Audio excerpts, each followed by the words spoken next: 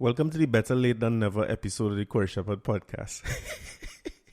Listen, if Instagram and Facebook wasn't working on Tuesday, we can't count Tuesday. Let me just carry on as if nothing never happened. Tuesday never happened, so today is Tuesday, right? The Better Late Than Never edition. This is episode 70 of the Corey Shepherd Podcast. Thank you for everybody who's tuning in. Remember that it's available on all podcast platforms or anywhere you listen to online radio. Just Google Corey Shepherd, you go find episodes. And on YouTube, you can see the video of the episode, which people seem to like. So I will keep doing it, right?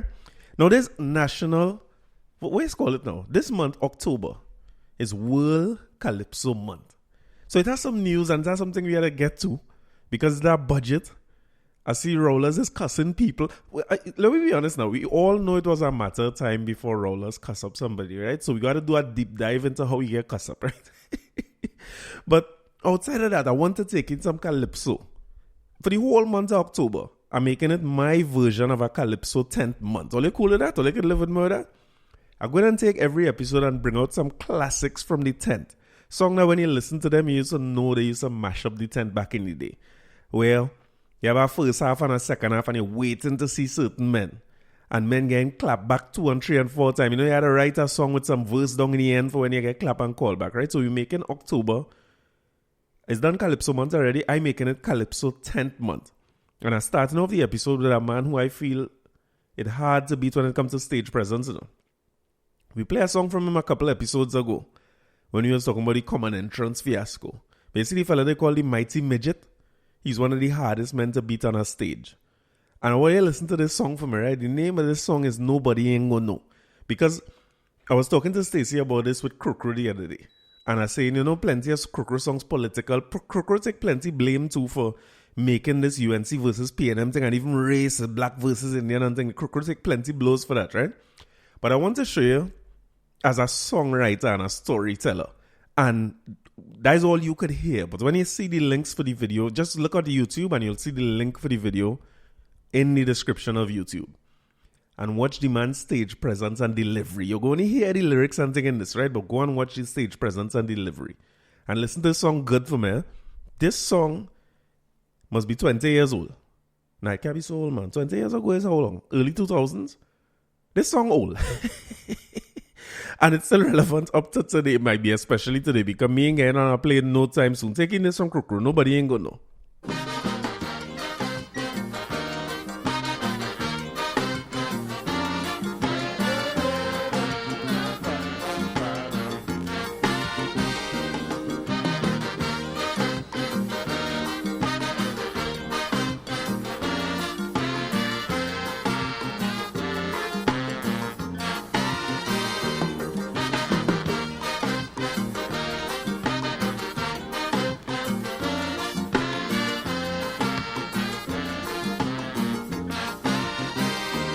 I swear to God, next time that I'm leaving, I ain't telling nobody nothing.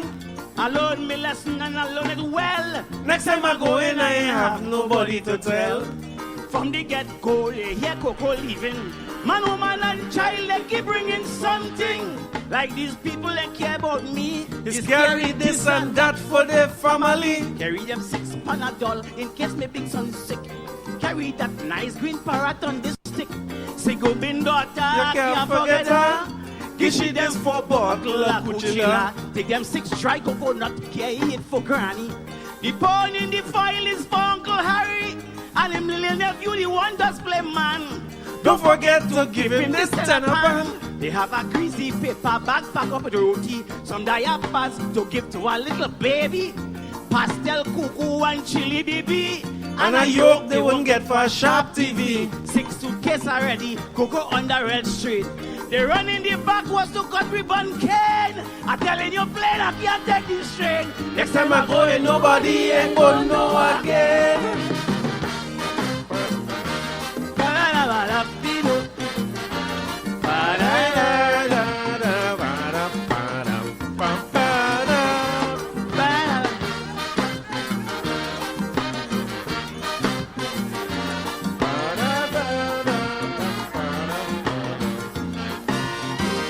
This carrying thing does happen every time. These people feel Coco on the airline. They feel inside that the plane does have shelf. And Coco ain't had nothing to carry for himself. A partner give me a half-cooked tattoo for Charlie. It fall the crease, fall long and it wet me. Now my pants looking just like if I pee. But here's some more of the things the man gave to me. You see the chain with the pendant, carry the gold cross. Carry them fuel, little jar, pepper sauce, oh God. Yes. I just remember my wife say, don't forget them 6-pack of gold and ring. I see a blue and yellow flower, the enamel posy. What? A bag with some bengies and some red and beet. I tried to tell them stop for heaven's sake. I see they coming with fruitcake and coconut bake. I said to myself, these people go kill me. One asking if I could carry a little puppy. A old aunt come and she started to beg, please. Coco carry them few common foul egg. I say New York have plenty foul egg, you know. She say, oh, daddy egg and them ain't had so much yellow. I telling you, play up here, take this train. Next time I go in, nobody ain't gonna know again.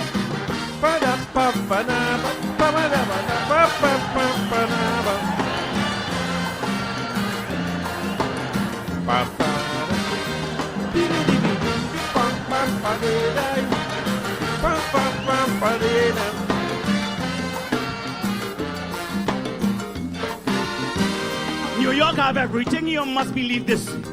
Why they just send so much of stupidness? While I trying to tell them to check the head, they pass up pay me tamarind ball and cassava bread. I see dashing bush, a man give me kush. You getting that? Anyway, down on Flatbush, yes, where they giving me so much of nonsense for. All them think kicking dog in Korean store. A box marked fragile, they say Coco do afraid.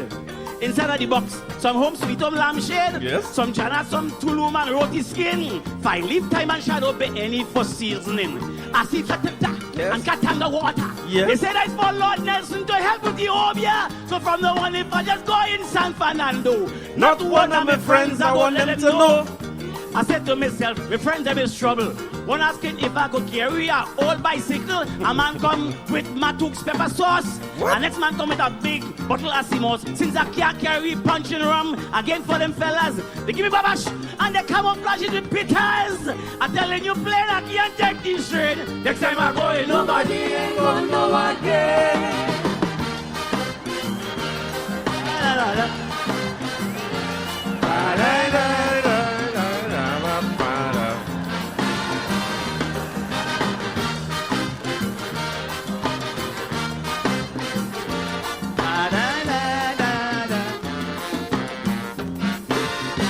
Like a cargo boat, I wish New York City distribute all the nonsense to everybody. Yes. If you see how they are happy, they get stuff.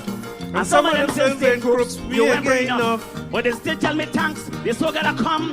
But asking me smartly, when I going back down, these people so wicked, they both face and slack. The same damn thing happen when I'm coming back. At the fat pressure cooker, what? they send on a blender. What? An moisturizer, and a coffee maker, 6 Nike sneakers, 2 Levi jeans, and Pyrex dish. A Jordan sneakers with shocks, they say that's the latest. A bag with toiletries, a Nikon camera, and some tall socks. Like if we are winter, they want me bring back a whole front end for a panel van. They feel like TNT shipping all up a can. They have a big boots. Yes. They say, what's the brand name? What? Cooks, you can't get them kind. A boots in Porter's Bell. They give me oil and oolé to bleach my face. And that kind of construction to make sandwich paste. 6 big suitcases like a fool in front of the airport gate. They give me a cent was to pay overweight. So no friend or no friend, I telling you plain, going or coming, nobody yet. Oh, no, tell them crow. Tell them crow. Listen, one of the greatest to ever do it, and when he on a stage, that dangerous man. I don't know how they make out with crow in competition over the years, because from the tent, going and feed the monarch, and they had a pastoral place named Skinner Park. We could do some Skinner Park classics, and Skinner Park classics, we don't have to go so far back, like a lot of times in this episode, I going back and play songs from before born. But there are some men right now who will play some Skinner Park classics from over the course of this month. So salute to all the calypsonians in world, I don't know if it's National Calypso Month or World, I hope it's World Calypso Month. Whatever Calypso Month it is, salute to everybody, and we celebrating Calypso Month together. So, where we starting? I say, where's the episode already? There it is, episode 70. I say all that already, right? Let me get into the mix now. Because out of the blue, I reading my papers and thing normal, trying to figure out what to talk about. I say, but this week, after, I always dead tired after the last week episode and starting to look for content for this episode one time. And lo and behold, I'm to find out that Rollers is cussing up people. Why is this a thing? So I reading what I see here, Renuka Singh from The Guardian. This is last week, right? Last week, Wednesday. When we just done listen to last week podcast, this happened. If you're not up to date, I will bring you up to date. Prime Minister Dr. Keith Rowley has confirmed that he did tell businessman and Breaking Barriers host Inshan Ishmael to kiss my arse. Right? Arse. Stay with me, right? In an email exchange between the two on September 23rd. But called on Ishmael to provide context. This opening paragraph good enough for me. He said, boy, I really tell him that, but provide context. I want to hear what is the context within which it's cool for a prime minister to tell a man. All right. Ishmael on his show last night produced a redacted email from Prime Minister with only the first 2 lines visible. Now, Trinidad sweeter.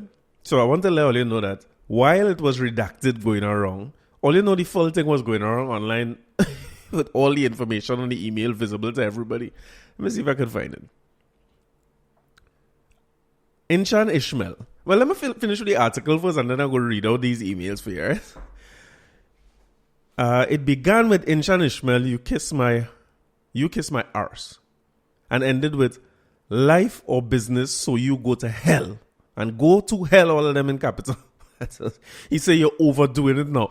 I tell you, this man feel he's with father, Salute to the new father in the nation, Dr. Keith Rowley. This man feel his people father, You're overdoing it, damn do. You remember this tell me that long time? You're overdoing it, do now. And you could almost hear him saying it too, Yes, it was signed KR. That could be Keith Richards, famous guitarist and something. Why is he blurring out part of it? He has to put in context Rowley said about the email and asked about the emails last night. According to the email conversation between the two, Ishmael accused the Prime Minister of favoring a business with foreign exchange access. What is interesting is that we were informed from a former director of FCB. We were informed that a former director of FCB was given the green light by the Prime Minister.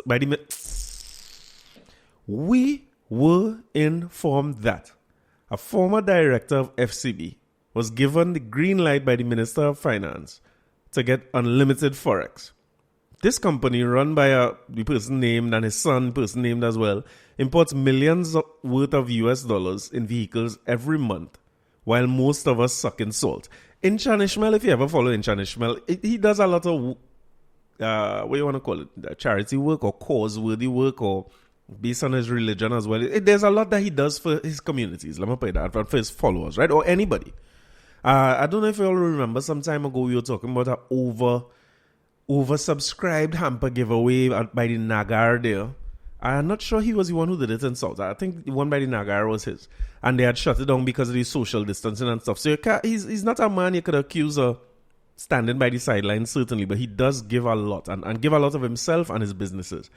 But what brought him to recognition, and maybe it's just let me just say what brought him to my attention. The first time I hear about Inshan Ishmael was when they were talking about foreign used cars. Them days we used to call it knockdown, right? Where, as far back as when they used to assemble the cars here, they bring it in parts and knock it up together. Or was he might have been coming in and roll on, roll off. I'm probably wrong about that knockdown thing. Knockdown might have been before his time. But he was a big part of the roll on business community. And a leader in that community as well. And I remember a time they had threatened, or they did, run a container across the highway and block the highway in protest. If I remember right, that was Inshan. That was the first time I heard about Inshan Ishmael back then. And his fight or his plight and what he was always standing up for, his cause, if I could call it that, was that there's an unfair treatment given out to those who own car dealerships, licensed car dealerships, like Southern Sales and Answer Motors and Classic. You know the group of people who's bringing cars, right? They have some kind of arrangement with the car manufacturer and they bring in vehicles. And he always coming down the road saying, listen, only giving these people favorable treatments, only squeezing us, so it's forcing people to buy new cars from these big companies. And these big companies financing all their parties. And he been saying that whoever in power, his stance on that has been consistent over the years. So Of late, he trying to say that, listen, all he's squeezing with foreign exchange, he could only, I remember him saying in an article recently, he could only bring in maybe 1 or 2 cars a month with the forex he gets it. And you can't run a business like that. So what led up to this was that he said he was closing his business. He coming out of the business. Remember that Peter George was saying this earlier this year. He wasn't saying closing down, but he said, boy, you could open up with the restrictions free and thing, and we could open, but it didn't make sense for me financially, so I closed it. He's now reopened, right? But Inshan Ishmael was talking about closing down for good. And he basically saying he can't compete. Only forcing us out of competition and only making policies that making it easy for the biggest people in the country to compete. And along with this accusation that somebody have the green light to get unlimited forex. I find that hard to believe. That's just me. He went on to say ministers and government officials have bought vehicles from this company. They did do their due diligence checks and so on. It was then Rowley responded, how dare you attempt to associate my name in your slander and conspiracy foolishness?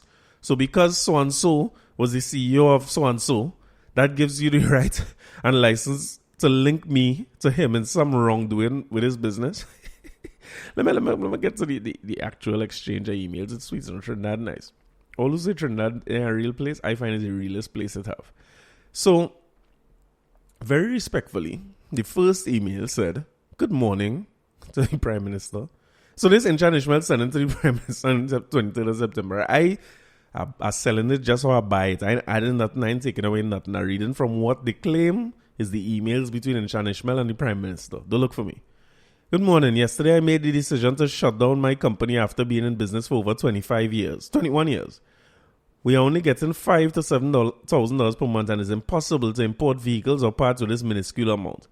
What is interesting is that we were informed that the former director of so-and-so company was given a green light by the Minister of Finance to get unlimited forex. We asked that your media house investigate this. What are we talking about? CTV? Government media house? Okay. We asked that your media house investigate this as well as the relationship of something with the Prime Minister. Oh no, wait. I'm missing something here. All right, let me finish reading this. I think I'm missing something here. This gentleman was also the CEO of XYZ. Ministers and government officials have bought vehicles from this company.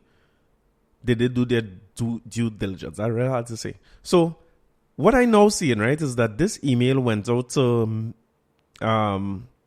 media houses copying what somebody named Colm and somebody named Keith, right? Because I see in CNC3 Trinidad in the email, who you're sending it to?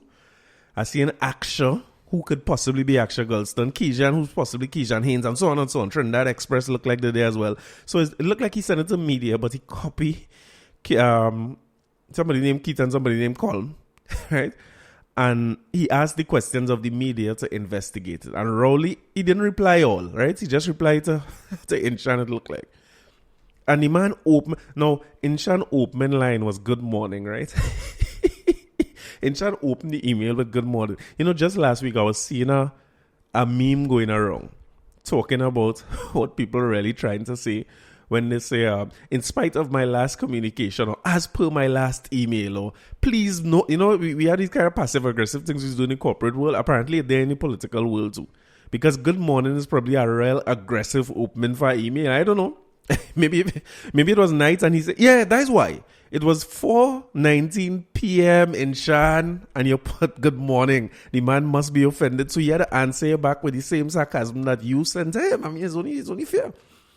Inshan open with, the doc open with, Inshan Ishmael, you kiss my arse. Now, my theory is that because a bunch of people saying Rowley had no restraints and anything, and which I agree with text. I don't think as a Prime Minister you should ever send an email looking like this at all. And as a cussbird myself, I find cussing is better in person. When you have to cuss somebody, wait till you see them. The worst thing in life could ever happen to you, right? Let me tell you a story before we go on this road. One of the worst things could ever happen in life. You remember BBM and them thing? When you cuss out somebody in text and all they cuss up one another and you find the worst thing to tell people, right? You know when you're vexed and you're hurting, you cuss stinking.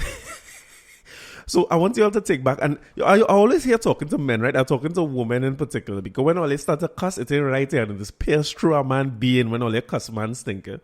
But you see, when all you cuss man in writing, it's not nice. I want all you to stop doing that, right? If you're a woman and you're listening to this now, and you're custom cussing, man, don't cuss we. Talk to me nice and gentle, man. Don't rough we up. And if you do decide to cuss we, don't cuss we in text and thing now, man. Because I will tell you something. It don't look nice when everybody going back to normal. And years pass and somebody say, hey, I wanted to show you something. Imagine 10 years down the road. You bounce up on your old boyfriend and he pull out the text and he say, look at the email you sent me again. Damn to me, woman. She say, I save an email you sent me. I say, shame. Shit, a cousin. We used to say, you whine anything again, Christian. That's how I feel. Listen. Anyway. Inshan Ishmael, you kiss my arse. I feel Rowley. I take blockers. But he delete it. And he put ARSE, you know what I mean? And you realize that might be so. Maybe that is the restraint. Because my philosophy is that Roller's idling on about 80, He waking up aggravated, Take what I tell you. He is waking up on edge. So most of us, you're having a calm day. You on about 20, 30. It will take plenty to upset you. But Rollers is idling on 80. And I'm pretty sure that he say, my black house. And he deleted that and he went ahead with it. So he went on to say, how dare you attempt to associate my name and your slander and conspiracy foolishness? So because so-and-so was the CEO of so-and-so company, that gives you the right and license to link him to me in some wrongdoing with his business. For your peace of mind, I barely know the man and certainly know nobody in his family and have absolutely nothing to do with any aspect, any in capital, any aspect of his life or business. So you go to hell. You're overdoing it now. KR. I find like when you cuss up somebody too, you shouldn't put like your initials. KR songing like it's like we sweet. You know, let me find so. When you're sending an email to somebody and you put KR, I find like we sweet. It doesn't look like no standard email sign off. What you call it again? Signature. In your email signature, you would not put KR and the R in common. That means you type out that KR and the Google or whoever make that K capital for your doc. How you closing off an email like this where you tell a man sweet go to hell? How you closing off sweet so with KR? All you're missing is that XO, But these fellas and them is clearly talk to one another like that. And I wouldn't give them wrong about that at all. Because as men, now I'm going back to talking to men a little bit, right? I used to work in a place back in the day, right, with men in a very popular telephone company. It's only man working in the office. And when man working in a place, you learn to cuss, you learn to take cuss and thing. So I don't doubt that two men at their level who working hard, who, you know what I mean, they have a high level of success. They're both powerful men in their own right. And so when the men see one another, they cuss one another. But I don't find, number one, the thing is, Inshan Kasi aspersions. He copied the whole media on the email. That is not a nice thing. But the man feeling that way, business had a closed down and things. So he put you in a spot and he tried to shine you up. You should have picked up the phone and call him and say, Ishmael, we talk, you know what I mean? Now look at gangster one another on the phone. Inshan Ishmael him backing down from the body and Rollers him backing down from the body. You look at that as a normal phone conversation. Anytime you put that in black and white as the Prime Minister, you ought to be prepared for that to leak. And they used to talk about that thing called the internet divide and the digital divide. Remember they used to teach us that in school? But the digital divide. There's some people born before the internet and some people born after the internet. People doesn't realize sometimes. I feel Rowlers sent this email and delete it or not. He thought I was the end of that. I ain't so sure he knows screenshot and thing this work. But obviously, the man feeling away. Let me put it like that. He going and leak this email. That's going to happen. So he responded. And you know, I find even Inshan Ishmael response. I gave him some credit for the response. I find the response was kind of measured. The response showed that these two fellas have a relationship. And the fact that the story died down at this point, it make me realize that two of them, that's just how they is and nobody in overblowing it. They're just leaving it at that. And I like that to it. I like that to an extent where we have a working relationship. I dependence on you, dependence on me. We cuss one another. We in a meeting. And some points we just start back talking. No apology and thing needed. Say, Inshan, call me when you get a chance now. And we move on from that. You know what I mean? So this is Inshan Ishmael's response. He ain't copy nobody else. He responds to Keith alone. Whoever Keith might be. I am overdoing it. Kiss your arse. That is difficult. I would not be able to tell the difference between that and your head. Take some shots. And you expect respect? You are the one that have a stay with every state board. So don't come with so and so that you ain't know the man. He was an FCB board as well. So come again, take some shots. You know what I mean? This week I shut down my company after 23 years in operation due to Inshan Ishmael. Between the two emails, your company went from 21 years in business to 23. I want to salute that. An email sent on all the emails in this thread sent on the 23rd of September. But on the 23rd of September, he went from 21 years in business to 23 years in business. This is why I mean reaching away, I catching hell. Running down business and things. We had to add up some years. I talked to my father serious. So this week I shut down my company after 23 years in operation due to the blatant fraud being allowed to continue by the FIU and the Integrity Commission. Everybody getting shot. Where are you anything now? I getting shot too. The FIU and the Integrity Commission, who have companies sourcing millions of US dollars and millions of Great Britain pounds from God knows where. Over 1 million US vehicles are being imported a month when most cannot get $5,000 stinking dollars. And no one bats an eye. When I saw the recent list of donors to the Balize House project, yes, I have friends all over. I had to laugh. These fellas are being rewarded now. Imagine the TTPS fleet is only at 40% operation. Or 40% operational, but all you want to spend $14 million on a panyard. Take shots. And it's no panorama. It's 14 or 1.4? Well, yeah, 14. That's an expensive panyard. Hold on. Let me just pause here for a minute, right? Let me pause for a course. I know it has some people who are knowing construction and things. Some people go out to help. I feel you record building this panyard. A panyard. When you say a panyard, what do you mean? Maybe what I envisioning is not what it is. Because the last panyard I went in was really a yard with pans. What we gonna put on in a panyard that costing for? Anyway, let me look. They're distracted. 14 million. According to our partner, my man teach my lesson the other day. He said the cost is the cost. It's the greatest statement I ever hear. The Tobago terminal is a structure with just glass and pillars. According to a well-known architect, who put the cost at around 350 million, you could build that too, excluding land acquisition.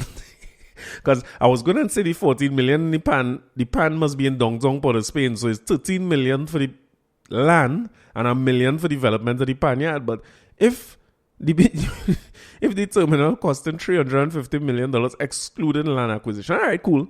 But we're happy to pay over $1 billion. Wow. Tens of thousands suffering. Mothers and children are crying from the pangs of hunger, and you and your family riding high. On a recent poll, 89% rated you are the worst prime minister ever. Take gunshot. Imagine George Chambers and A.N.R. Robinson rated better, and remember Peter Robinson. I hadn't in that part, right? Don't say he said that, right? Live it up and enjoy your life, but just remember we all end up like Frankie Khan. I thought he was going to say Dan Rad singing. He said we all end up like Frankie Khan, megalomaniac or not. Now, to be honest with you, I don't know what that means. If anybody know what that means, somebody had to tell me, right? Wait, what do you mean by Franklin Khan died? Wait. Hold on. I'm going to Google this now. All you bear with me here. Franklin Khan died, right? Well, I didn't realize that is what he say in the end. These fellas had to be partner. Franklin Khan, I think we talked about it here. He passed away.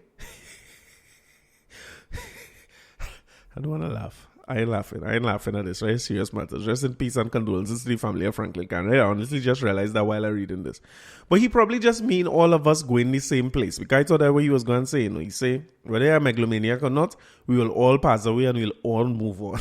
But if a man send me an email and in the end of the email he say, all of these end up dead sometime, I wouldn't have liked that. Let me just put it like that, right? I don't think I would have liked that very much. All the kicks are getting and thing, I taken that as a threat. So to me, Inshan going good all the time. It's a good response. I gave him a salute for the response and all, but I ain't sure about that last line in that response. And unfortunately, I seen 3 dots on it, but I'd assume that Rowler's, I hope that he did not respond to this again with more cussing and so on. You know what I mean? Maybe it's not the best thing to do.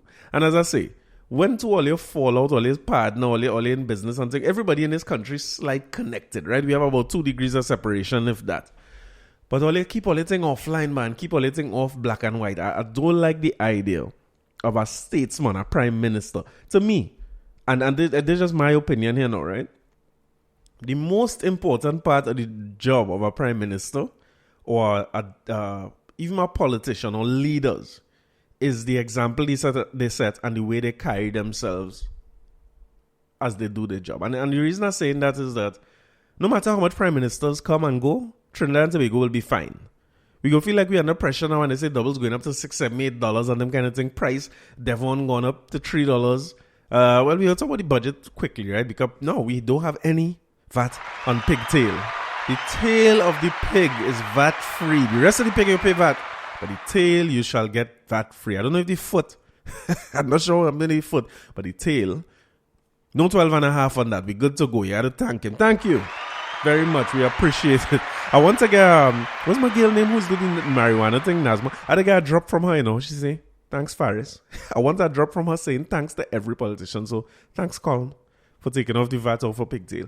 But anybody who get put in power, the country going to continue to run fine. Whoever under the regime go quarrel and complain and things ain't going good and all that. And then years removed, we will look back at them and we will say, boy, this was good compared to what we have now. So imagine what you're experiencing with Kamala and Rowley now and you're fed up at them and you don't like this one and you don't like that one and all that. Just tell yourself, after they move from in power, somebody will come there that's so bad that you're going to look back at Kamala and Rollers and say, them was 2 of the best people it's had. I see it with Manning and Pandey, you know, them men was, people are saying now that they was respectful and they was thing, but boy, I don't know if I agree with that. Them men used to be, they was probably partners. All them press men don't go against one another. But them men was going at each other and they were, I remember Manning leave here. I hated, man. At that point, I had all those vexed. I remember watching that $2 million flag in the stadium and I trying to buy a house for $1 million and can't make. I was so mad. I was angry at that point. But now that I look back as myself, I was vexed with that and to do with them. So we will eventually get leaders that will look back at these people and say we wish they were back. Mark my words, right? I could be wrong to talk about it too. But the reason I say that the way they carry themselves is the more important thing is because your representation had to be more than implementing policy and coming with this, that, and the third, which is just an extension of the thing. They had Dude, CPEP, ERP, whatever the name of all them programs was, it coming all the way up to today. And it's just every man building on what the next man before him come with. They go change the name, they go scrap it down. It's had dollar for dollar. They make that gate. All them things will stay. What? Where Manning and Pandey were able to separate themselves from the pack, if I could call it that, in terms of the sentiment towards both of them, is because they had the ability to inspire. And I rate both of them highly for that. They had the ability to inspire people, to give people something to work towards and to look forward to. So the way they use their words, I feel, is the reason that we hold them in such high esteem as prime ministers in this country. They end up being in such high esteem because they always stood in front of people to show them a future, to show them inspiration, to make them see themselves as more, to make them see the country as more. So you might fall them, they might be enemies, they might go out on and all that, but they really wanted to carry the country to a different place. And I'm not saying that Rollers don't want to carry it. I think he does. I think he's doing his best. He's doing a good job in a lot of areas. He could do some work in some areas, but when he in cool mode, he's one of the best. When he in cool mode and he's talking as a regular person, he's one of the best I come across. Like my example of that is always when he first started the COVID lockdowns. You remember he said, Trinis, all this duck work right through. Now we tell them all they stay home and all they want to go to work. What's going on? That is the Rowley I feel we need to see more of. And let's kiss my arse, Rowley. But he's be mad. He's be vexed. He's be angry. He idled on 80. Manning said, Mr. Speaker, I see hate. Mr. Speaker, I see acrimony. You remember that speech? He's be vexed. I think he needs to lower his baseline. What is do yoga, meditation, journaling? Any therapists out there have any tips for Doc? Because Doc needs to idle at a lower level for him to come off of that. But It's the way you use your words. It's the way you use your words. And if you use your words to tear down or to inspire. Because now I can't remember who. Somebody tell me this or I saw this recently. I want to give the person credit for saying this. I think it's Joel Julian. If it's not Joel Julian, it's Dominic Calypso. But I saw somebody post something where Pandey was going into Parliament. And somebody shouted to him, "Son Pandey, son of a bitch." And he say, "Thank you, my brother." Or he say, "You are my brother." Meaning your mother is the same person you're talking about, you know what I mean? But you had to be. Pandey was always one of them people who was quick-witted, who had answers, who could have gave, I strayed from the topic a little bit, right? But I was watching something the other day saying CNN, MSNBC, all those people who were making a whole living for the last 4 or so years covering Trump, their viewership down 60 and 70 and 80% since Biden in power. And it's largely because Trump was giving you a sound bite. Whether Trump right, he wrong, he was always controversial. He was a media person. When the cameras come up, he wanted to be in front of them. He wanted to say something. He wanted his words to last. So you always have a quote or something. That's how Basdeo Pandey was. Remember when he said that's insulting? Them days he was his relations at that time with the media was starting to break down from when he went in. And he still was giving song bites on anything he talked about. He had to listen. He was just that kind of dude. And I'm not sure that Rowlers is that kind of dude, eh? Because I remember when Rowlers got the prime ministership, the first time he won election in Balize House, and a reporter who, in my very humble opinion, innocently opened my question by saying, "Dr. Rowley, congratulations on winning your first election." He was. I think he was genuinely congratulating the man and telling him, congrats for me. Rowley said, "This is not my first election. Remember, I won those, so don't you dare print that." I said, "But what the hell is going on? Why are you so upset?" The man just talking to you. But again, it's the way we choose to use our words. And there's a theme running through this episode, right? Because some things happened to me in my life. And I never understood them. Like, why would people say certain things to you? I just never understood it. Like, what? And they stood out for me all the time. I remember going by City Gate and a woman was crossing the road by the crossing in City Gate and thing. An old lady, she just walked up to me and she just like, "Listen, you're going to be all right. You're going to do fine." And she just keep walking and I say, "But what the hell is this? What kind of madness is this?" But that moment stayed with me for my whole life. I also remember, I think I talked about this here before too, where I was in like a food spot in town named, I think it's Mano's, at the corner of St. Vincent Street and Park Street. This is our place. The brothers was Mano, Pancho, and Yano, if I'm not mistaken. He used to buy a little bacon, saltfish, and them thing in them place. They went breakfast and lunch and thing. I used to walk there and study every day. And one day I was saying, "No, I don't have a book in front of me." I can't remember what I was doing. I must just get my food and eating, and the Fosto come in with the Rootsman. That's my dream. There's heroes to me. So Rootsman buying the food and the Fosto sit down there, and the Fosto, I don't know what to say, right? We just in a booth sitting down opposite. He asked me if anybody's sitting down there. I said, "No, use the Fosto. You can sit down anywhere." But he sit down there and I ain't really saying nothing. I just eating my food, and he say, "Young man, you have a successful face." Yeah, I'll never forget it. And it's like, he could have also say, "Hey, you ain't gonna make nothing of yourself. Well, look at you. Look you. You ain't gonna make nothing of yourself. You look how you're looking." Maybe if he said that, would that have stayed with me all these years? Like how I hold on to the fact that he say I have a successful face, and I just keep my face successful over the years, you know what I mean? Another guy in TSTT, I was working there and I was dealing with customer service, and a fellow who, he was so impressive to me, and I look up to him so much in that little moment. I don't know him from nowhere. I just saw him for the first time, and I had gotten accepted in Lockjack to do my MBA. And all my partners who I was studying with in undergrad wasn't going in. I was the only one who was going. And when I see them men going again and thing, I studying if to go, to be honest, because I don't know, I couldn't pass all them subjects and thing without plenty help from my crew, my partners and them. I could run down a list of names. I mean, I could not pass the courses if it wasn't for them men help. Salute to my guy Bert.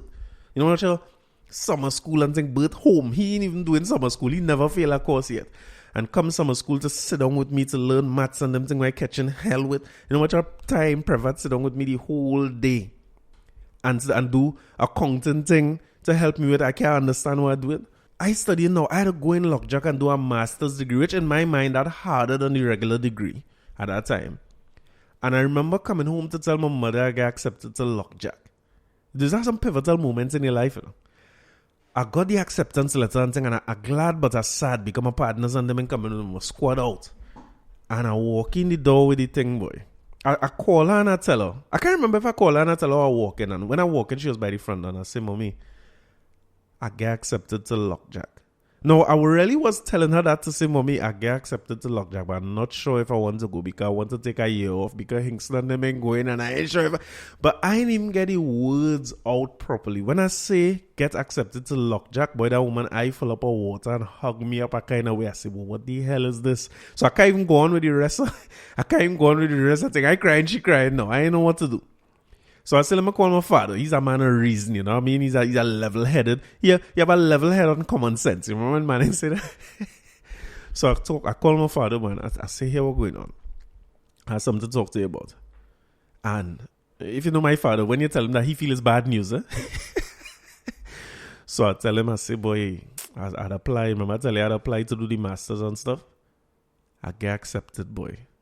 I ain't sure if he said, what do you mean you ain't sure, boy? Go and do that, boy. That's the best thing ever happened to you. Go and get. I said, oh, God. I had no escape at that point in time, and I had to go. So I in this period where me and the same Hinkson and Prevat, who helped me so much through my undergraduate degree, we started a website named trinisounds.com and was following the Song Clash world, taking pictures in party, writing articles, doing interviews. Very, very similar to what I'm doing now. In terms of a commentary on what's happening, except it's one in Song Clash world, not a running commentary on the whole landscape of the country, I suppose. And a part of me know I want to do that. I must be 19, 20 years old at the time. And 23, 24. And I know I want to do this. I know. Look where I end up. 20 years later, I ride back in this seat. But I know I wanted to do that. I had them fellas full support to do it. So all that I'm studying. So I'm in turmoil internally. I had to start this degree. I'm not sure if I want to do it. I'm not sure if I have what it takes to succeed. And this guy came into TSTT. And he was applying for his phone. He moved to Trinidad. He was from somewhere like the Bahamas or something like that. And he looking the part, you know what I mean? He's smelling good. He looking good. You know what I mean? He really McCoy. Something that a young man would aspire to be like. And he sat down there and telling me about why he moved to Trinidad. He making small talk while he's doing the transaction, right? Turns out that he's a medical doctor. And he had his MBA, and Sinclair Medical brought him in to run the hospitals, run their group of companies. So he was going to be the CEO of the group of companies. I forget what's the name of the companies now. And at that point, remember, I aspiring for business. So I so impressed by this. Like, I frightened to do my master's and you do a PhD and an MBA. And it's like, dude, this is... I watching that man in awe.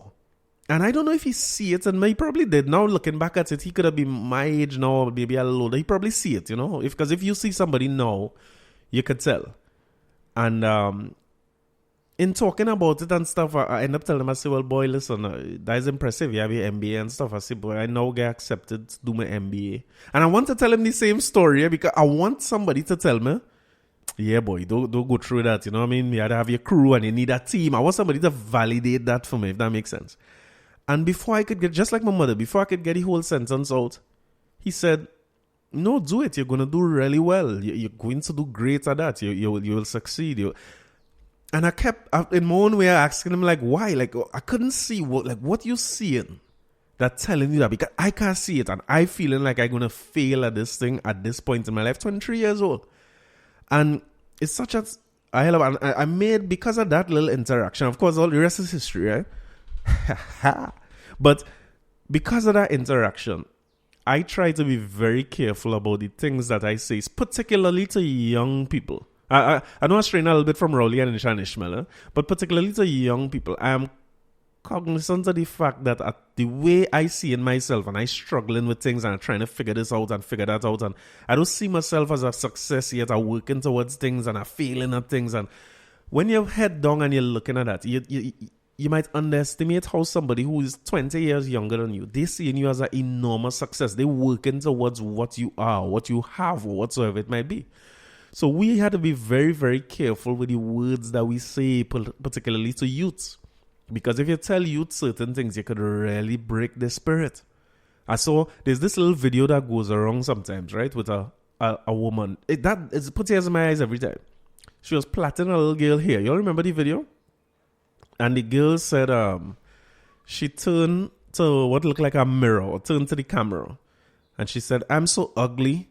And listen, that woman speak life into that little child. I wish I could find the clip and play it for you. That woman speak life into that little child.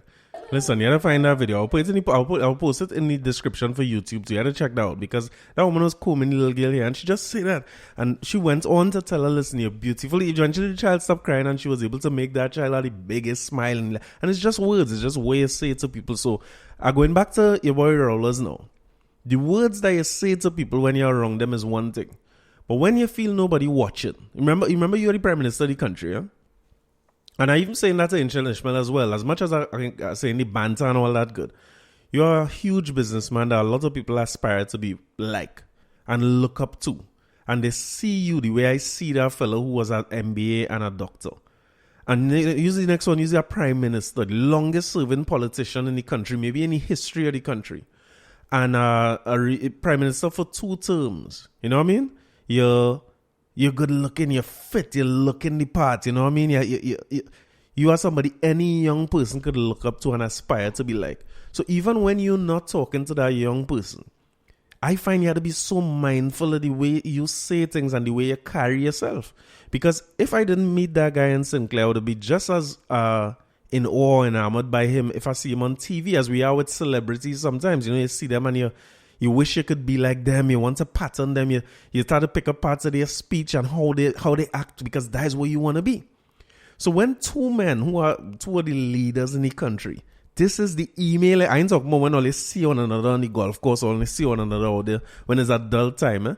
Or they put something in black and white and make it available for everybody in the country to read. Or any child could Google this and see what's going on.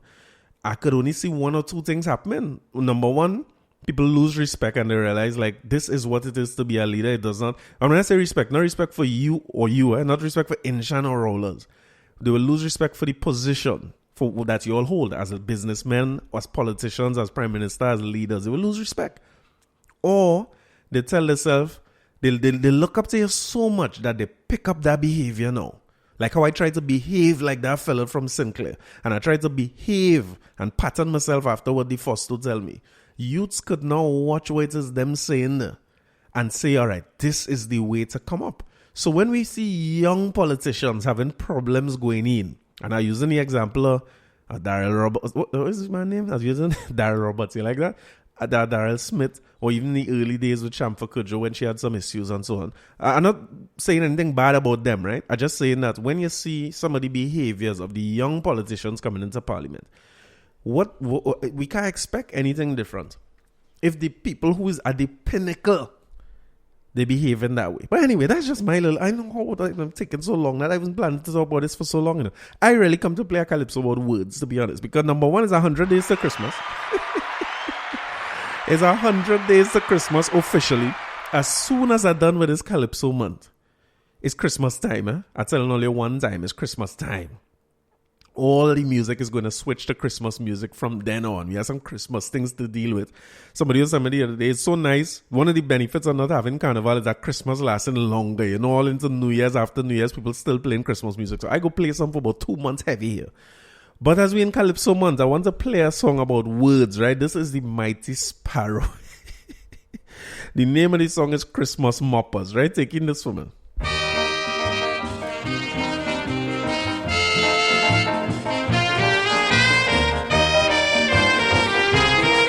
The opening line is for Inshan and Rollers.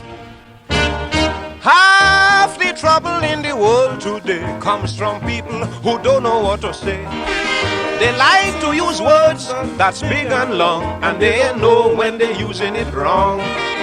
Some moppers come by me last Christmas Day, eat me out and drink me in the worst way. I had a swell time, they started to boast, but before I go, let me make a toast. And they tell me, here's to my good friend, I wish that he and everybody live in enmity.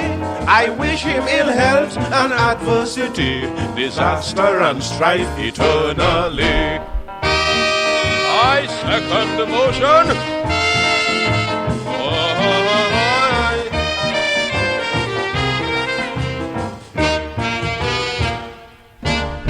I grab me cutlass and I tell the louse, you better get to hell out me house. You can't do him that. And next one said to me, what he said should make you feel happy. I was shocked because this was a friend of mine. I tired lending money, we just get along fine. So when he say he liked the remark, I say he must be booze and making skylark. But he said, may your cup of sorrow never run dry. What? May misfortune follow you until the day you die. You are such a nice, quiet, illiterate lad. Your obnoxious company make me feel glad. I second the motion.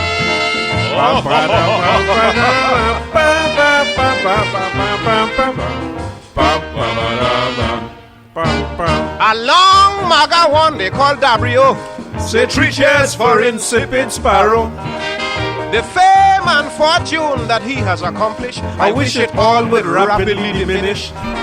He's a fella that I have always despised. I don't know why people just watch him and criticize.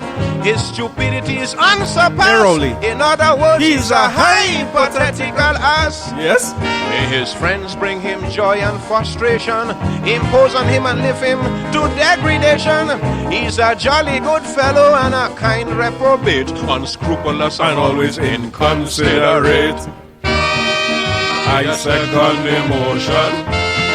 I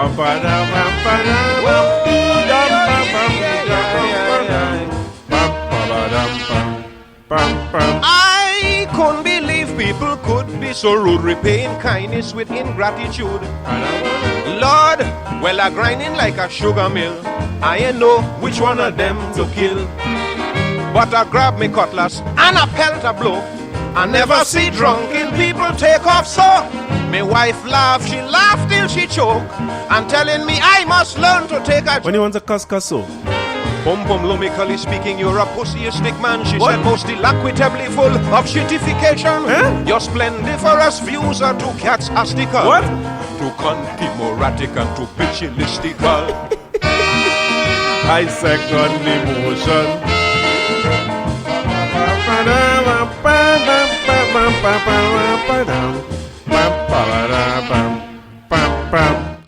In other news, when you talk about great leaders, let me talk about one of the great leaders who inspired me for my whole life now. A man by the name of Gregory Augustine came under fire over the course of last week. Let me get it short in a capsule, right? Because I know how we reached our hour in a thing that was supposed to take 15 minutes, right?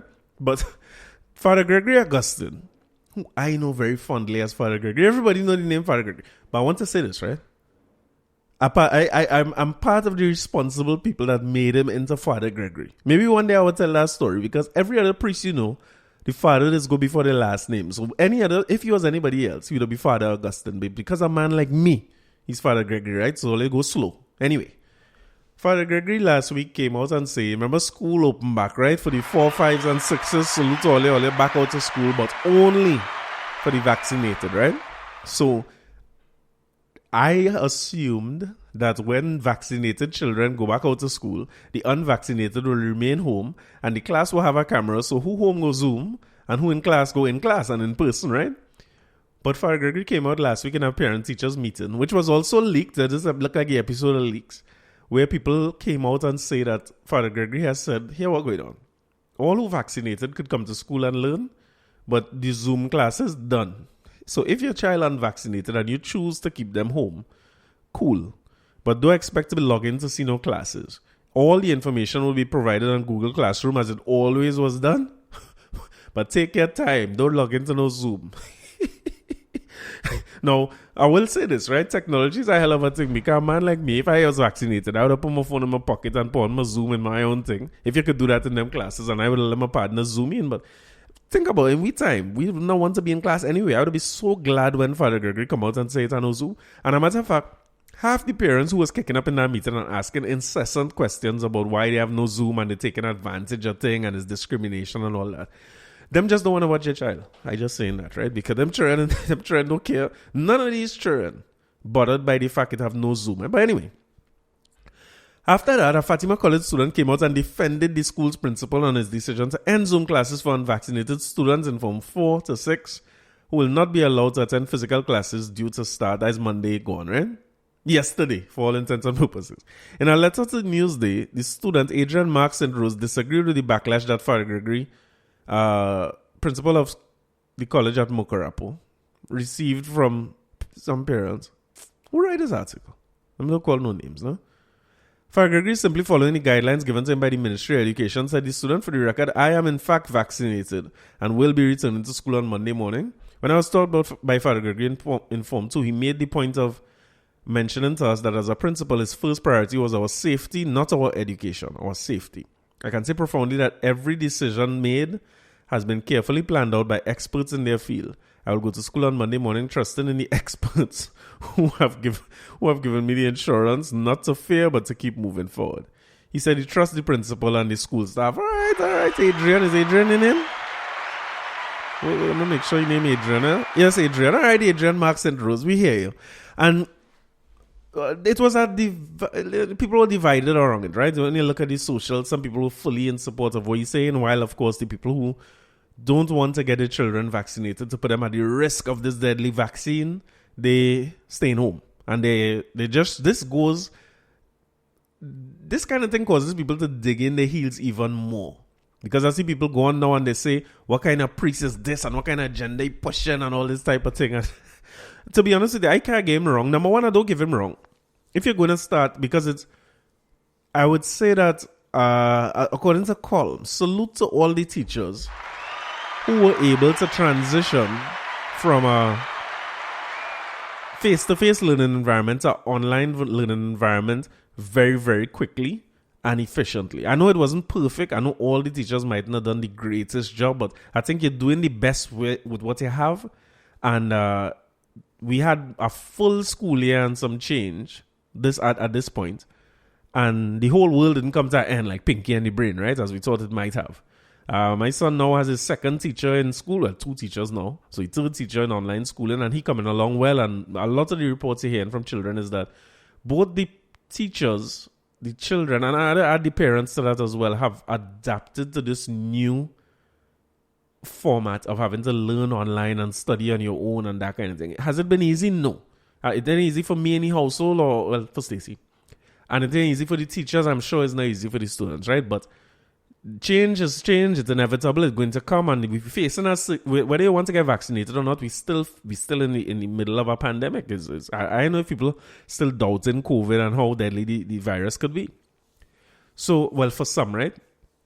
So, when he make a decision like that, I think the people who against it and who's saying he's divisive and trying to divide people, you have to take a step back and remember that this man have a school to run, and the teachers have been already asked to make an enormous change in the way they operate, and I think they do a good job doing it. And the worst thing, I find one of the worst things we end up doing is trying to take the same syllabus that we was teaching online and in person and deliver it online. That is very hard to do. I was asked to do that as a lecturer over the last year, and I could tell you it is very, very difficult on a Zoom class to teach economics to people when you're accustomed drawing graphs and showing people which line intersecting which line or which part. You do that in a Zoom class for man, and boy, you pointing at these drawing on Zoom, and I just feel like nobody gets in this thing. And to be honest with you, the one econ class I teach during this period, people pass, but it didn't do great. You know what I mean? It's difficult. I have no doubt about that. So when Father Gregory asked to make another change now, where as a teacher, you might be teaching Form 1, 2, 3, 4, 5, and 6. But the 4, 5, and 6 come back out. Now you have to adjust your teaching to the classroom where you have a Zoom going on while you have students in person. You fill in questions from the computer, you fill in questions from the class, you have to monitor the chat, go through feedback. How much exactly we want the teachers to do? I think it's going to be difficult. The question again, will they be able to adapt to that or adjust it? They probably might. If they started doing it, they might do it. But as the principal of the school, as the leader, and who had to make a decision. You hear what the youth man say? The man say, my first thing is the safety. And if he said that to the students, he would have said that to the teachers as well. And in his estimation, the safest thing to do is to bring back the vaccinated children. They ain't forcing nobody else to get vaccinated. But stopping the Zoom, the Google Classroom is still available for you. I am sure, knowing Father Gregory and knowing Fatima the way I know it, there will be some access to teachers. So if you have questions, your email or whatsoever, that will probably be put in place. And if you have projects to work on or group work, you all will work out that and so on. So I don't see why this was such a big story. I do feel like, and this is the thing about leadership, having done that in the way that he did it, because Father Gregory is easily the least apologetic man I have ever met. Sorry, Father Gregory. The least apologetic man I've ever met. He is straightforward. He is blunt. He cool as ever. But listen, Father Gregory, all he's cool, everybody cool, and everybody big now. When he tell you things like he's still in school, shut up. If you know him, right? And the stance that he has taken for his school and on behalf of his teachers and his students, I think it will ripple through the whole education community. He take the lead there and everybody going and follow that lead, because I think Fatima, if anybody was in a position to be able to do it or to pull off that hybrid type classroom, is Fatima. They have the technology to do it and they have the support. But imagine what that looking like in other schools that don't have them kind of budgets, don't have smart boards in every classroom and so on. I figure it would be even harder for them. So salute to you, Father Gregory. Take the lead on the thing and plenty more people will follow. And let me put it this way. If I was anti-vaccine and I realize now school open back and I had to send my child back to school or he staying home all day, you would get some vaccine and I need to go to school. There's me on a big train home here now. I could do it some quiet time. But it is what it is, and that's one that I will continue to follow, because these youths who go in October now, they're writing their exams come December. And based on what the doc's saying in the press conferences, it seems as though if everything remained the same, not even get better, if it remained the same, we're likely to see the Form 1, 2s, and 3s starting to head back to school in January, I suppose. But I saw a debate going on online that I wanted to touch on as well, where people saying that in the school environment, these youths who not being able to come to school, not getting that put at a disadvantage so much for lack of schoolwork, which still provided for them, and they more or less study on their own for a long time now. They're accustomed to it. They're saying that they lack in interaction and socialization. Now, I would say that socialization and interaction is one of the most important things as a child, especially at that age, in the teenage years and so on. But interacting with people, I might go as far as to say that might be more important than the education you're getting, the things that you're learning. So every stage of my education, the things that endure is more the friendships, the things you learn, the extracurricular activities must be, because I wasn't paying attention in the classroom. Right? The academics didn't endure for me as would have for many other people. But the relationships you build and the socialization and the interaction is what has taught me to be able to do something with myself later on in life, along with the skills, right? So I feel like if two of us have the same level of skills, but I am more socialized or accustomed to socializing with people more than you, I might have an advantage in a job interview or in a business negotiation or in starting a company and so on, right? Might and may is the words I'm using, right? I want to say that we might be projecting a little bit and putting ourselves in those youth situations. In that, if I had a situation in 1995 when I was in Form 5, I think so, yeah. I was in Form 5 twice, right? So it could be anywhere between 94 and 97, right? But if we go back to those times and we had to do some from home and some from in school, we would have been put at a major disadvantage where socialization concerned. Let me say for me particularly, right? If I didn't have to go to school every day for whatever reason and I was home, I would probably end up on the block in St. James. I would be liming around St. James more, which that's what I wanted to do anyway. And it would be a different type of socialization and influence that I would have. I don't know. I'm not saying that to say I would have come out any worse or better. I might have come out much better. Who knows? But the interaction that school gives, I would have definitely missed out on. I think it's very different for these youths today. I see them as much more social beings than we were because they're so connected. So I was using an example the other day and telling somebody, long time we used to go. Remember last day of school, we used to go and buy pizza and pop and buy. Children still do them kind of thing. We used to just go in the mall. Everybody have like $5 and $3. There was no big money, and all of us like 10 we put together and buy a 10 slice and we bust up that in the mall. That was a big thing. We used to enjoy that. That was the last day fun, you know what I mean? When, for whatever reason, I can't make that line, I'm homesick, my mother banned me, whatever the thing is, I completely excluded from that social interaction. Look at youths interact now. Even when all of them together, all of them on their phones. And I couldn't understand it. So I asked my little brother, they salute to my guy Jonathan Corby. That's my brother and my little brother. And he's the one who do that little pam, pam, pam, pam, pam, pam, at the beginning of the episode, right? In case I never mentioned him before, right? He's the man who do that for me. But I remember Jonathan had some partners over and all of them was down in their phone. There's young teenagers that time, right? And I was like, Johnny, what kind of lime is this? All of them sit down here quiet, all them playing no music, all them doing nothing, all they just talking. I say, all you need to learn to socialize. And he was telling me, he said, listen, this line only has 6 people. There's about 40 people in this line. We talking to one another, everybody involved. So they have a level of involvement with one another and socialization that we never had. My next little brother at the time, I arguing with him, telling him, boy, only don't interact, only missing out. And the man asked me, you have any friends in Mexico? It pretty much shut me up. I probably never see a Mexican at that point in line, never see a Mexican except when Trinidad play Mexico in the stadium.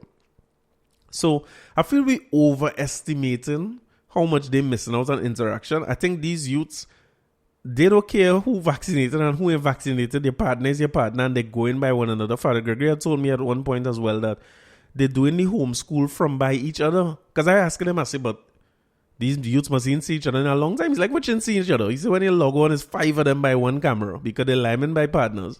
So that when school done, they could play their game, play their basketball, football, wherever they... Well, I suppose it's PlayStation and thing in these times, right? Which even us back then would have probably done as well. But I don't feel like they're missing out a lot. I don't think they're at this huge disadvantage. But left to be seen, right? We'll find out late in December when results come out. And I like the idea of... I like the idea of the stance that Father Gregory take.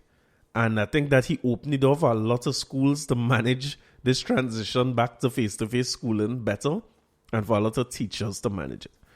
More leaders, right? So let me go to more leaders. That leadership episode. I want to go to acting COP, McDonald Jacob. Gary Griffith, you're starting to fade from the front pages. But McDonald Jacob is establishing himself, right? We ain't hearing from you. I was starting to believe Fitz, he's a regular citizen. Don't come out after 10 and thing. Take your time. But I'm reading from the Newsday by Johnson Lavend, right? Acting Commissioner of Police McDonald Jacob wants communities where pop-up boxing matches take place to push back against them. What to do? Clap? Maybe a short clap. I don't know. I don't know how to feel about this or how to think about it, right? Did we talk about Starks versus No, I talk about Muti versus Swizzle Stick. We talked about that already, right? And I want to talk about Starks versus Swizzle Stick before we get out to this topic. But in a phone interview with Newsday on Friday, Jacob said while he applauds the communities, which are known for gun violence, oh, Jesus Christ. You see words? Like why you had to put that in there, Mac? Mac, you could have said that differently. All right. In a phone interview with Newsday on Friday, Jacob said that while he applauds the communities, which are known for gun violence, for finding something positive to do, the matches create another problem. This statement makes me uncomfortable. No. If you're going to make a statement about these things, why are you going to label the community as known for gun violence? You see Commissioner of Police, acting Commissioner of Police. Like, why would you say that? Why you can't just focus on the fact that the people doing something positive? I know something negative. I know you're coming with some heaviness after that, right? But it didn't belong to add in that the people known for gun violence. Like, this is real people we're talking about. I wonder if we really pay attention to the things we say in sometime. Anyway, what we need is for them to add to the fight against the common enemy, that is COVID-19. Yeah, stop that clap too. They need to organize in a better way. You will get some short clap here, man. Right, yeah, that's you there. He added that apart from the crowds gathering to watch the matches, gang activities can escalate in those situations. I ain't saying that now. On September 14, boxing promoter, Box Supports, and MP for Port of Spain, Keith Scotland, told Newsday that they both saw positives in the boxing matches, many of which took place in Sealots. On Sunday, 6 people were arrested in their area for a boxing match. Police said, so that was after the Mutsi fight, right? Scotland said then, under the right and proper circumstances, that can only benefit the entire community as a whole. Under the right protocols, that is something that I certainly will be involved in. Salute to Keith Scotland. Salute to Keith Scotland. You realize that them two men saying the same thing? Both of them men saying the exact same thing. They're basically saying that, listen, this have some upside, but they have some drawbacks. But look at how Keith Scotland worded it. He basically say under the right and proper circumstances, it will only benefit the community, and under the right protocols, I will certainly support it and be involved in it. While McDonald Jacob saying, in this place we're known for gun violence, we don't want to create our next problem because it could bust out into gang activity. Like, who raised you? Why you had to talk to and about people like that? Like, for what? How is that uplifting? How that benefiting anybody? Like, I don't want to go back to that whole thing about words again. Only get where you're coming from. Potts said, I think it will spread and it will improve boxing throughout Trinidad and Tobago. The people who are investing in in that boxing are doing it community based, and it will evolve into something great. It doesn't have the politics in it. It is a community coming together and investing in themselves, and you can't beat that. Any fool could see that this might be a risk. I talk about it here where it will be a risk to the COVID fight because people coming out and they wearing their mask but okay, we could also say, like any other thing that you're faced with in life, you could say, all right, I want to I want to buy a house in Westmoreland. I want to upgrade my life. I want an infinity pool. I want an indoor pool and an outdoor pool.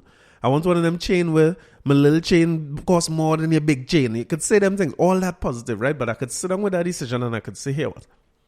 The upside to buying this house in Westmoreland is that I'll be comfortable. I'll feel good about myself. I could host more lime. You could make a list of that. And then you see the disadvantages will be, it will cost more out of pocket. The maintenance fees will be high. I might need a staff, So anything you're doing have positive and negative. It have an upside and that drawbacks. I wanted to do the MBA. It would change my life. It would give me some opportunities, but the drawbacks, my partners in doing it are really young. I ain't sure if I'm ready for this yet. I ain't sure if I'm bright enough to do it. Everything you do go have a positive and a negative. So I don't understand why McDonald Jacob will put it like this and still feel like people will go about their life like if we could work together. Because I guarantee you, within the next couple of weeks, we're going to hear a statement from McDonald Jacob talking about working in the communities and working alongside the police. I guarantee you, everybody who's sitting down in that seat as commissioner, they say the same thing. We need to work with communities and this and that. And all of them who's in that seat too, except Williams, who never really say anything at all, will make a statement like, hey, this place, they're doing the boxing and they're famous for gun violence, but they're doing boxing now. And Gary Griffith will come and say, hey, we go mash all them roach. But they will come back and say we work in the community. And we who in the community now must come and say, yes, nice. Oh gosh, it's so nice of all to say all you working with me. We're glad to see all in the community and thing. And I just feel sorry when they kick water on man. I don't like this kick water on people and thing, but McDonald Jacob heading for kick water. It's like, why? On Tuesday, the president of the TTOC, Brian Lewis, said the unregulated boxing matches were coping mechanisms and should not be seen only as a source of boxing talent. He added that putting a structure to the matches by adding referees and other elements may defeat the purpose. So the people want to, I think he was trying to say, or he went on to say, how much does it have to do with a little boredom or looking for an activity to do? The fact that you have youth and young people prepared to hit out, you have to see it for what it is. It is part of the COVID-19 fatigue and they have no alternatives and they're boxing. I think he also right. To a large extent, a big part of what driving it is really entertainment. It's not so much people trying to hone their boxing, well, except Swappi. It's not so much trying to hone their boxing skills. But out of that entertainment, I find only good could come. So, for instance, soon after that fight, and we played the clip from Swizzle Stick last week, I saw Swizzle Stick and Starks. Starks is another Instagram influencer, right? Starks has... Any one of Starks' Instagram pages, he have 100,000 followers. He like plenty anti-PNM talk or anti-government. He young, you know what I mean? He's young and he rebellious and he full works. But he have a huge following. And a lot of his following is abroad. So when he go live, he's seen all these little British and Yankee youths coming on and Starks, let me join the live. And you know them thing where they come on live and they eat hot pepper. Don't ask me why he's be watching all this, right? But they eat a hot pepper challenge and them types of things. He's funny and he's do little TikTok videos and stuff. I feel it's Trevor Sear's son. But that's just my feeling. Because he look like you working in Trevor Sear's shop, and based on the things he's doing, me feel he won't take no work for no minimum wage. I feel he's Trevor Sear's son. But we'll see. That will come out eventually as well. But Starks and Swizzle Stick come out and say them doing a boxing match. But here how the boxing match running. You WhatsApp a number that Starks posts on Instagram. And when you WhatsApp that number, you pay $15. and you get the link to see the fight, right? Now, let me talk about influencers and online marketing and them kind of thing, right? So look, my guy Kevin Farrick, right? He run some of these numbers for me and tell me how good I saw. In anything you're marketing, you're always looking at what percentage of people you reach, you get their attention. And then you're looking at how much people who attention you get the interest. And how much of that interest converts into action or converts into sales. Like how much people buy. So I'll reach 100,000 people. What is my expectation about those who will pay attention to what I said? If I send out an ad for 100,000 people, I don't know 100,000 people ain't going to take it on at all. You might have 10% of the people who take it. You might have 20% if you have a real engaged audience. You're sweet. Everybody looking at what you do. And of that 20,000 now, you might find that a percentage of them might buy a product from you, right? It's the oldest sort of thing you ever do in marketing. So when Starks have 100,000 following and that kind of influence over people, and Swizzle now come off a fight that was entertaining and people watch and talk about, and now you have the president of the Olympic Committee, the president of the Boxing Association, the assistant commissioner of police, the MP for the area, the minister of sport. Is there a minister of sport? Minister of sports not a boxing, see that? I don't know. Well, you must find out from me. Who's the minister of sports now? Mani Ramjan? Manu Ramsaran? I'm not sure. But the reality is that you get national coverage for your boxing fight. Like any other fighter would do. They say Muhammad Ali used to work out thing with men.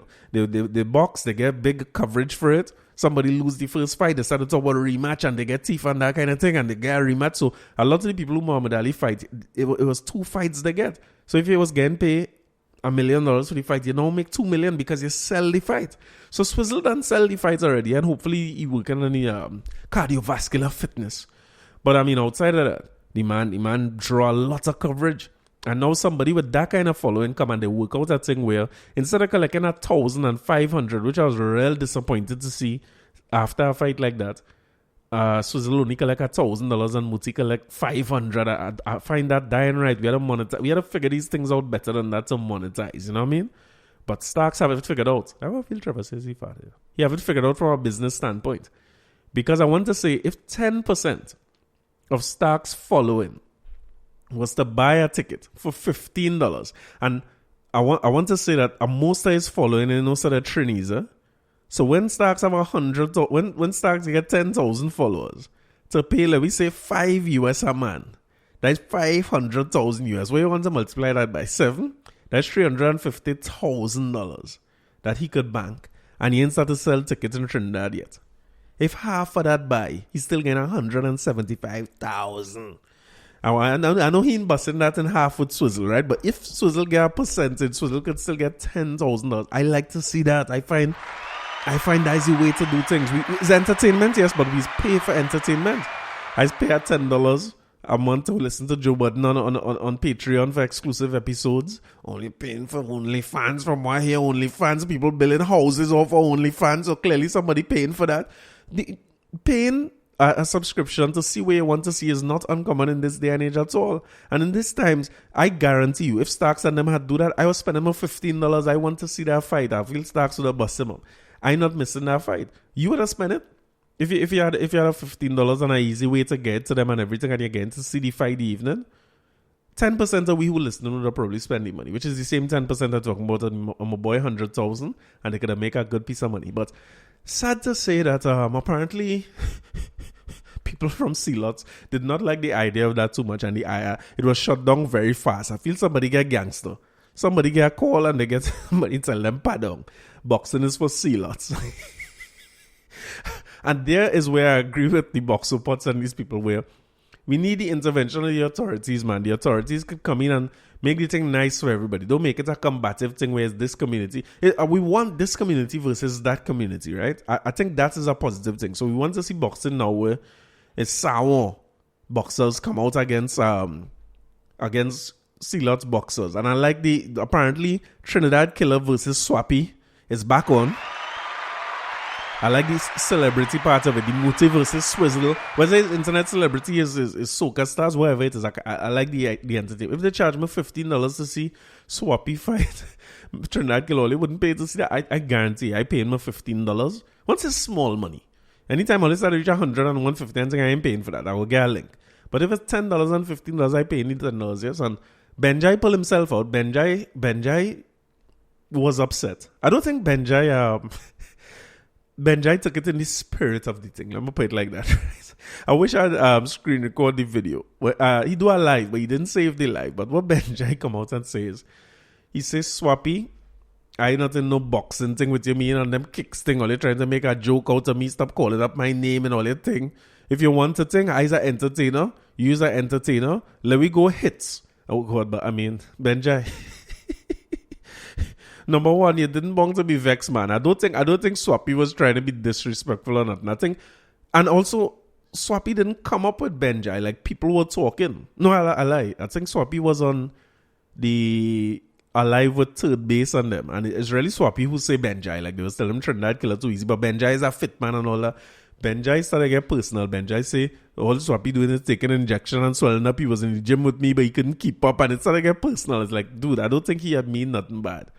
But Benjai say, you bring your hits and I go bring my hits and we go play hit for hit. I don't think there's a match Swappi wants to fight.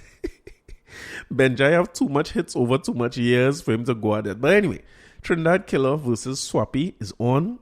I want to go see lots and take it in, but if I can't take it in there, whatever the cover charges, I'm paying that. And salute my guys and see lots of figuring out a way to monetize. Next time, a little gangster Starks and thing, right? If all the gangster Starks, a little gangster people, let me get past that. Let Starks making money and the fight. Or hopefully promoters work together and they don't king up the situation and we could still see Starks versus Swizzle Stick. Alright, we almost done. We get out of here just now. I just want to say some quick things about the budget, right? I want us to reach the day. I ain't going on a deep dive in no budget, right? We'll get out of this fast. I just want us to reach the day where our shopping list is not called out in any budget going forward.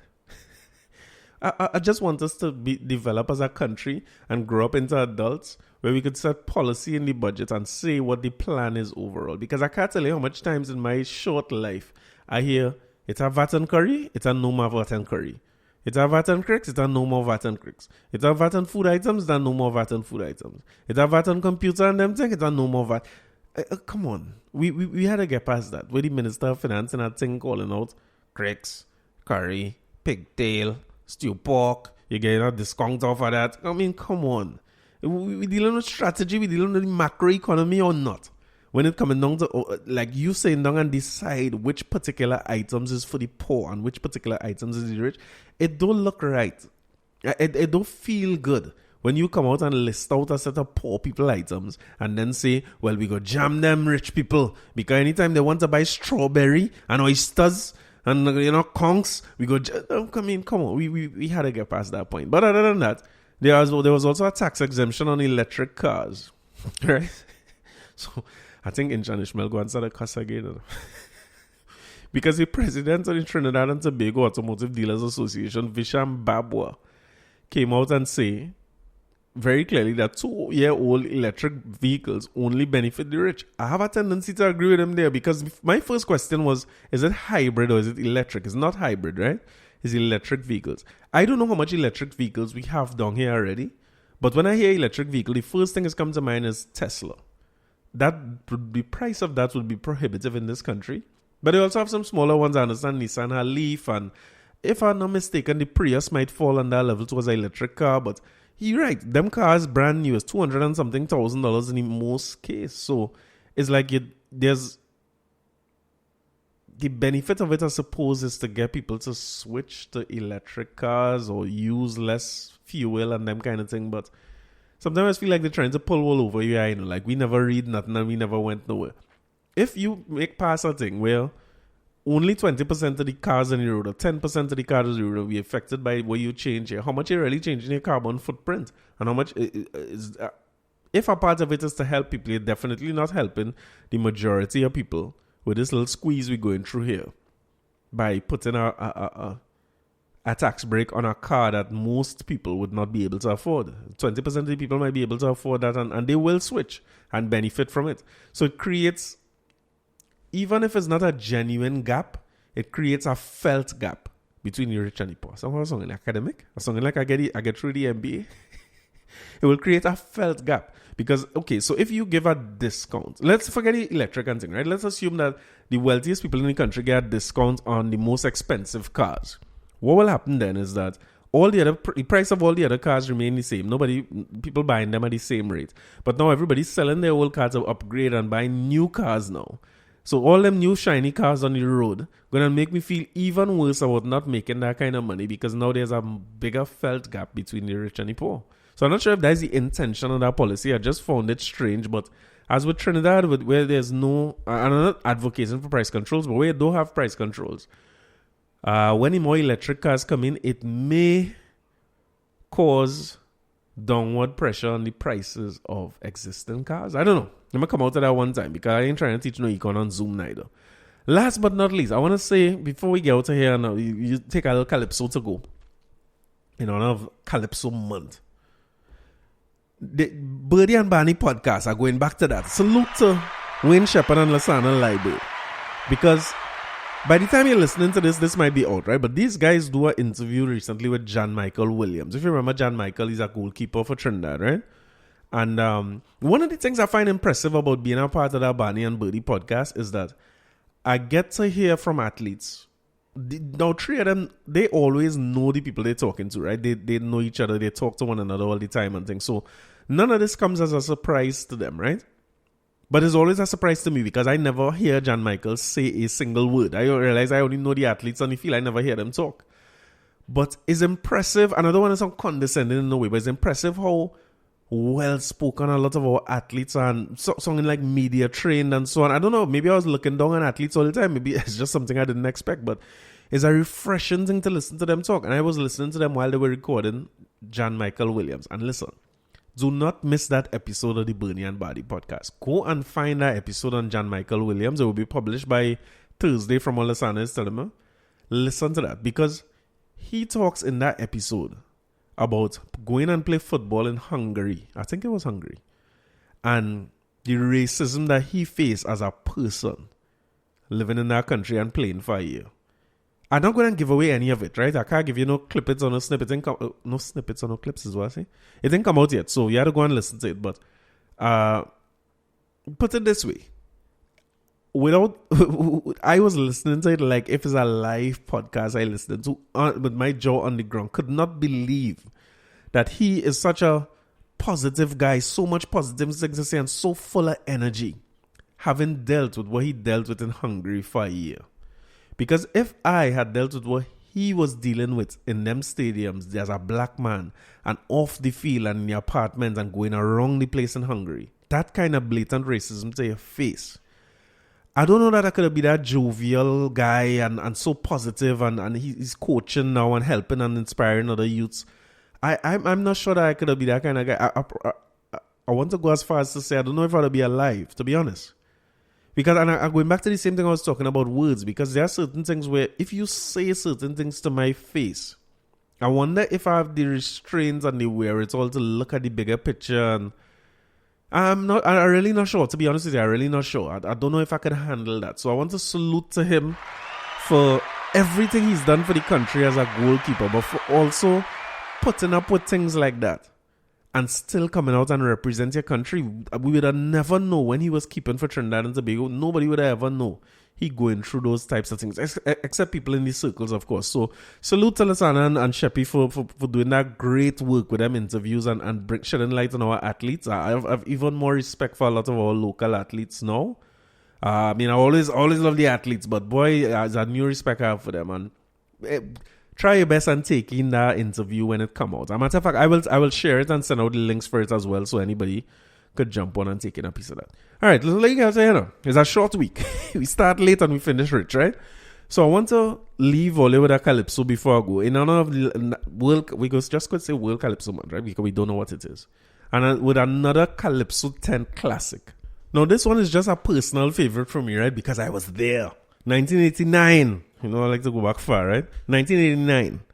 Being in Calypso Spectacular Children's Show. Now, we have to understand the vibe of the children's show different from the adult show. Because the adults show the heavy hitters and them singing politics and they singing, well, let me say not just politics, but current affairs. The vibe of the regular night in the tent is like this podcast. They're talking about what happened in the year, Calypso documenting the stories of the country, right? So you're getting some humor from men like Cardinal and Rex West and Funny and these men. You're getting some serious humor from men like Rio and them, you know what I mean? And then you have the Crocros, the Sugar Aloes, the Chalk Dust who singing serious songs, right? And you had to visit different tents because the Calypsonians attached to our tent at that time, right? So you ain't go hear Crocro and David Rodden the same night because David Rodden Calypso in Spectacular and Crocro down on Rice Road in the review, right? But you go into the different tents. The tents was a vibe. And all them nights boring to me. I can't go and all them things. But on a Sunday, in the day, Calypso Spectacular used to have a children show. And when you go in that children show now, they have an orchard man giving... You know, remember the big suit the orchard man used to wear? Or the Milo thing? Or the Sunshine Snacks? The big head mascot used to be the Sunshine Snacks man. You have that in Spectacular. Spectacular used to be on Henry Street. Yeah, I didn't want to call no street name now because my mother go laugh. But it's just up on Henry Street, they used to have Spectacular, I think. And the children's show was designed to entertain child. So I'd assume back then it was shorter than the regular show that I used to see during the week. And it was packed with not so much heavy lyrical songs, but more songs that children could enjoy. It was the hits for the children at the time. And listen, you know children energy. I think it was Shal and TC out here talking one time and they say, boy, when children latch onto your song, you know you have a big hit.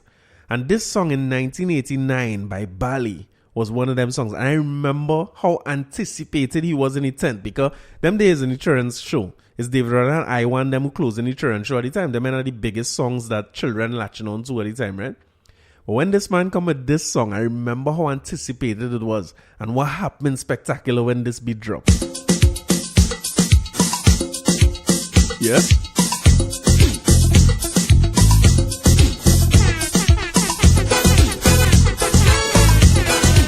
Pam pam pam. Pam pam.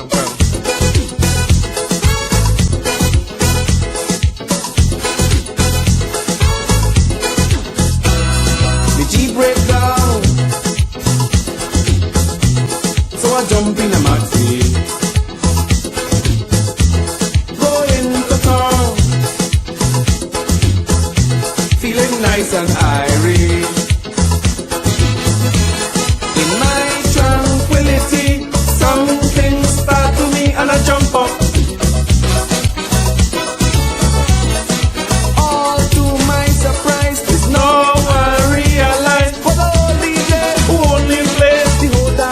To my display, doubly by, doubly by, doubly by, bye bye, doubly by, doubly by, doubly by, bye bye, doubly by, doubly by, doubly by, bye bye.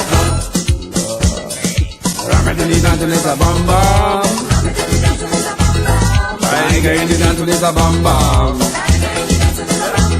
Line up, everybody line up. Oh, jump up, everybody jump up.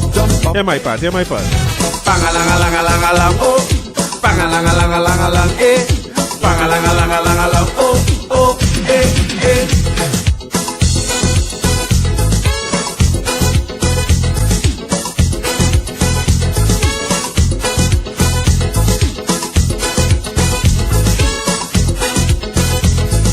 Yes. The music line and the head on fire. Yes. I beg me try, play a little softer. All my family be trying to describe to me how they born. Youths they always say they like the things I play and they love the dub, they love to rub. So join the club, or let me carry say doubly by, doubly by, doubly by, bye bye, doubly by, doubly by, doubly by, bye bye, doubly by, doubly by, doubly by, bye bye, bye. Rock up the vibe. I'm dancing is a bam bam. I'm dancing is a bam bam. Line up, everybody line up. Oh, jump up, everybody. Everybody jump up, eh. Tang-a-lang-a-lang-a-lang-a-lang, oh. Ding-a-ling-a-ling-a-ling-a-ling, eh. Tang-a-lang-a-lang-a-lang-a-lang, oh, eh, eh.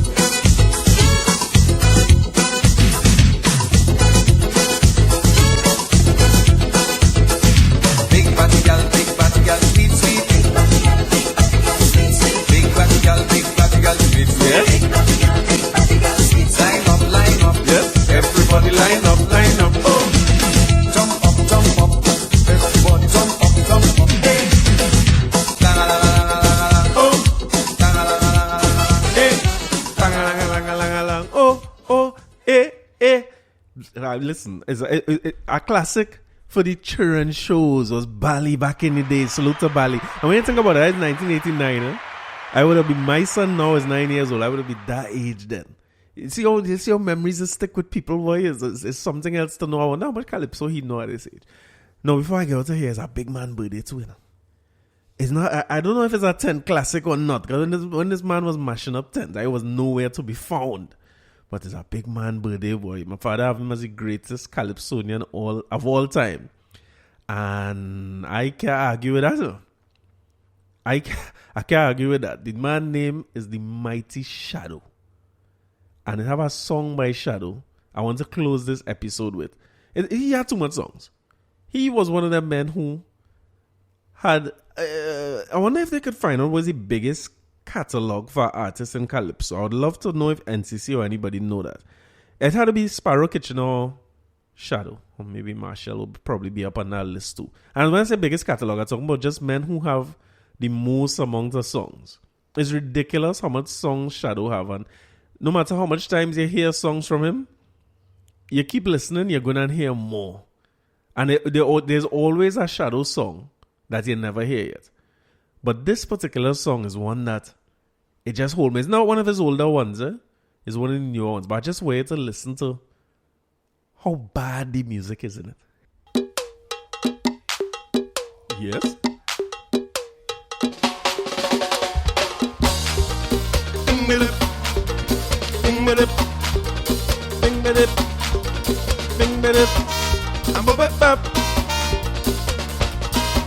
Yes. Lady minivan never went to bed, always in the house, quiet like a mouse. Then she took a chance and went to a dance. The band started to play and she break away.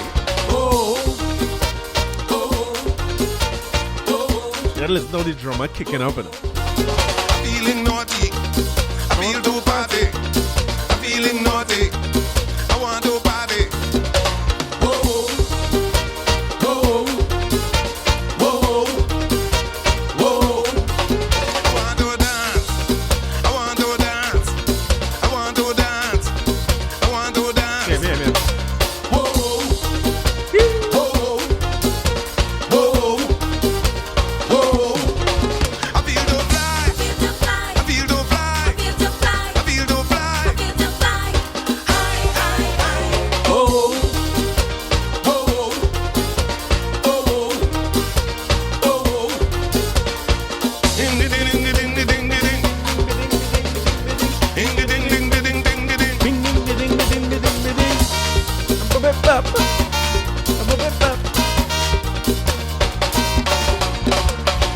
Living on a farm, a school as a lamb, quiet like a dove, a symbol of love.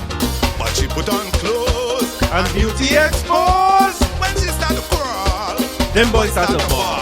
Oh, oh, oh, oh. I'm feeling naughty, I wanna party. I'm feeling naughty, I wanna party. Oh, oh, oh, oh. I want to dance, I want to dance, I want to dance, I want to dance. Oh, oh, oh, oh. I feel to fly, I feel to fly, I feel to fly. Oh, oh, oh, oh. Ding ding ding ding ding ding ding ding ding ding ding ding ding ding.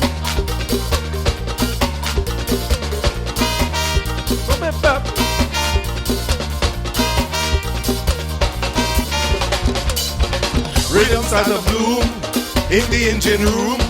The drummer gone mad, bass catch a blast. The horn start to blast like they burn grass. Music in she pants, if you see she dance. Oh, oh, oh, oh. I'm feeling naughty, I want to party.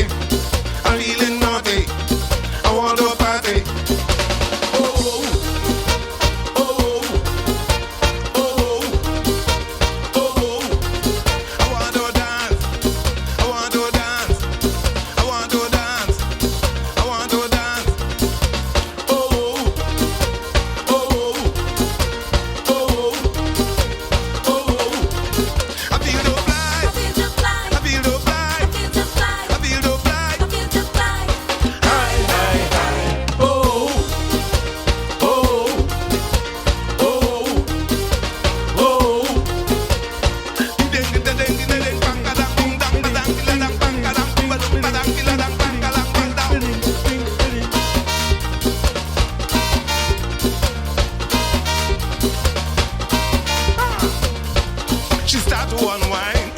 like a ball of twine.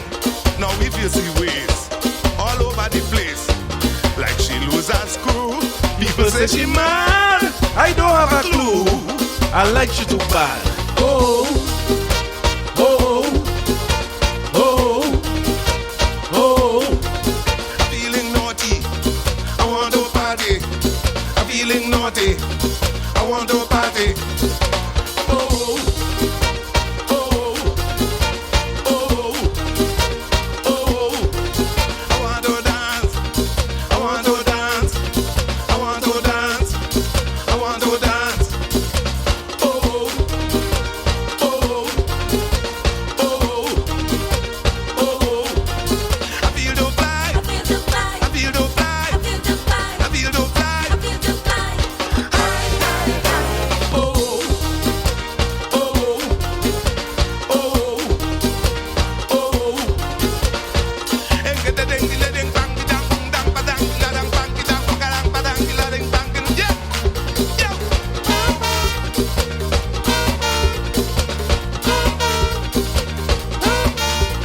I come here to rock this party. Don't stop this party. I come here to rock this party. Don't stop this party. I come here to rock this party. Don't stop this party. I come here to rock this party. Don't stop this party. Oh, oh, oh, oh.